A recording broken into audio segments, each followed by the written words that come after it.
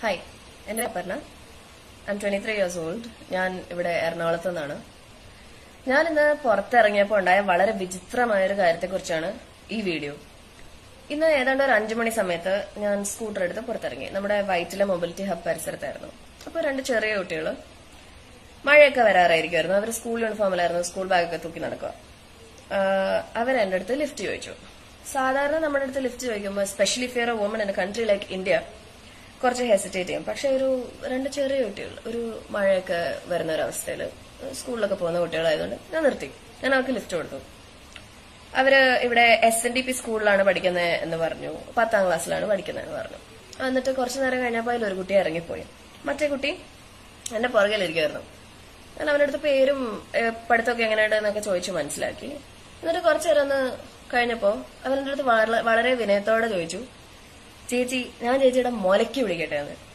ഞാൻ ഞാൻ തരിച്ചുപോയി. അപ്പോ എന്റെ കയ്യിൽ നിന്ന് വണ്ടിയൊക്കെ പോയി. എന്നിട്ട് ഞാൻ പതുക്കെ വണ്ടി സൈഡാക്കി. എന്നിട്ട് ഞാൻ ചോദിച്ചു, എന്താ പറഞ്ഞ, എനിക്ക് വിശ്വസിക്കാൻ പറ്റുന്നുണ്ടായിരുന്നില്ല. എന്നിട്ട് എന്താ പറഞ്ഞതെന്ന് ചോദിച്ചപ്പോ അവൻ പതറാൻ തുടങ്ങി. അവൻ ഇല്ല, ഒന്നുമില്ല അങ്ങനെ പറയുന്നത്. അപ്പൊ ഞാൻ പറഞ്ഞു, ഇല്ല, ഞാൻ കേട്ടു, ഞാൻ കേൾക്കാഞ്ഞിട്ടല്ല, എനിക്ക് വിശ്വസിക്കാൻ പറ്റാത്തതുകൊണ്ടാ.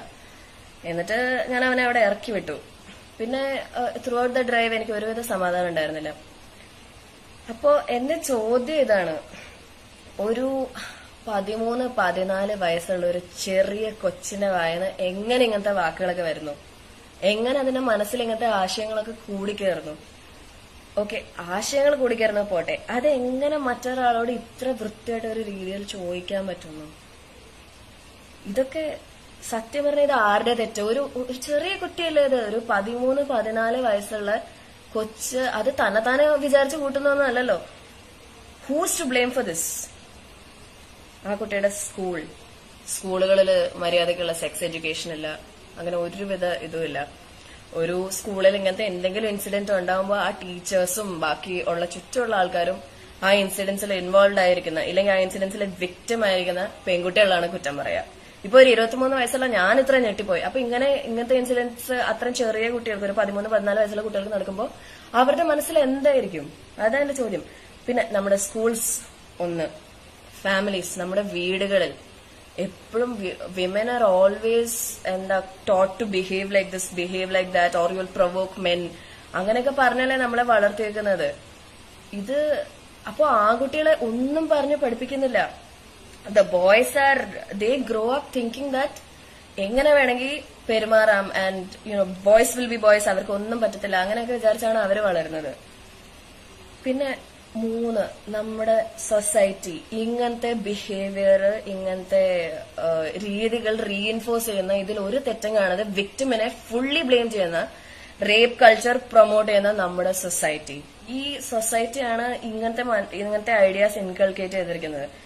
ഈ പിള്ളേരൊക്കെ കണ്ടു വളർന്ന നമ്മൾ കണ്ടു വളർന്ന സിനിമകളിലൊക്കെ ഇങ്ങനെ സെക്സിസം ഭയങ്കരമായിട്ട് ഗ്ലോറിഫൈ ചെയ്യുന്നു, ഇല്ലെങ്കിൽ വിമനെ മിസ്ട്രീറ്റ് ചെയ്യുന്ന ഭയങ്കര മാച്ചോ ആണെന്നൊക്കെ പറഞ്ഞ് പഠിപ്പിക്കുന്നു.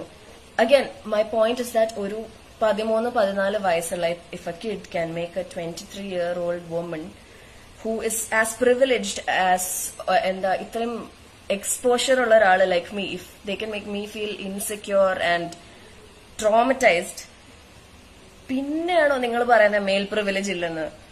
എന്നിട്ടാണോ നിങ്ങൾ പറയുന്നത് ഈ ഫെമിനിസം ഒക്കെ വെറുതെയാണ്, അതിനൊന്നും ഒരു പോയിന്റ് ഇല്ല, നിങ്ങൾക്കൊക്കെ ഇക്വാളിറ്റി ഉണ്ട് എന്നൊക്കെ? എന്നിട്ടാണോ നിങ്ങൾ പറയുന്നത്? നിങ്ങൾക്ക് ശരിക്കും are you that blind? Ultimately ഇതിന്റെ എൻഡ് ഗെയിം എന്താ? നമ്മൾ ആരോടെ പറയോ, എന്താ ചെയ്യോ, എങ്ങനെയാ ഇത് മാറ്റുക? ബിക്കോസ് ഇത് മാറണം. ഇത് മാറിയില്ലെങ്കിൽ ഈ കുട്ടികൾ വലുതായി അവരെന്തൊക്കെ ചെയ്യുന്ന ആർക്കറിയാം? അതും again by no fault on their own. ആരും ഇൻഹെറന്റ്ലി ഇങ്ങനെയൊന്നും ജനിക്കുന്നതല്ല, പക്ഷെ അവരിങ്ങനെ ആവുന്നു. അതിന് നമ്മുടെ ചുറ്റുമുള്ള ഈ റേപ്പ് കൾച്ചർ പ്രൊമോട്ട് ചെയ്യുന്ന എല്ലാ ഇൻസ്റ്റിറ്റ്യൂഷൻസും, നമ്മുടെ വീടുകൾ, നമ്മുടെ സ്കൂളുകൾ, നമ്മുടെ ഈ ഒപ്രസീവ് ആയിട്ടുള്ള പേട്രിയാർക്കൽ ആയിട്ടുള്ള ആശയങ്ങൾ എല്ലാം അതിന് ഉത്തരവാദിത്തം വഹിക്കുന്നു. എനിക്കാകെ നിങ്ങളുടെ അടുത്ത് 1-2 കാര്യങ്ങളെ പറയാനുള്ളൂ. ഇനിയെങ്കിലും ദയവേത് മെയിൽ പ്രിവിലേജ് ഇല്ല, നോട്ട് ഓൾ മെൻ ഒന്നും പറഞ്ഞ് നടക്കരുത്. You are privileged in a certain way. If you are a man, you are privileged in a certain way. അതുകൊണ്ട് തന്നെ ഈ ഫീമെയിൽ എംപവർമെന്റ് ഒരു മിത്താണ്, അതിന്റെ ഒരു ആവശ്യമില്ല, women have already achieved equality എന്നൊക്കെ പറഞ്ഞ് നടക്കുന്ന ആൾക്കാരുടെ ശ്രദ്ധയ്ക്ക് എന്താ ചേട്ടാ ഇത്?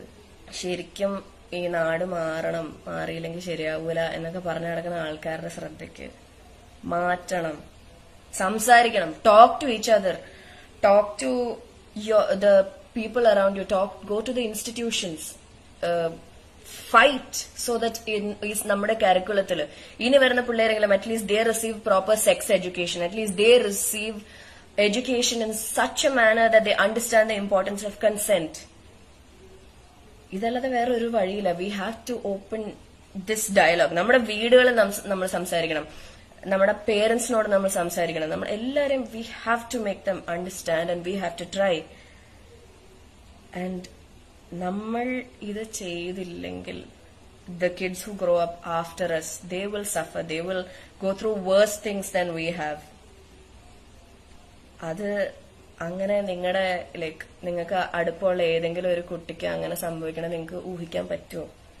Can you imagine her growing up being afraid of her own body, of everything, എല്ലാ കുട്ടി പറയുന്നതും ചെയ്യുന്നതൊക്കെ ഇങ്ങനെ പേടിച്ച് പേടിച്ച് പേടിച്ച്, ഇല്ലെങ്കിൽ എല്ലാ ദിവസവും ഒരു to live in the shadow of rape and other fears like that just because she is a woman. How unfair is that? I beg you all to kindly communicate. If you see social injustice, if you see gendered behavior somewhere, correct it. I request all of you to kindly unlearn.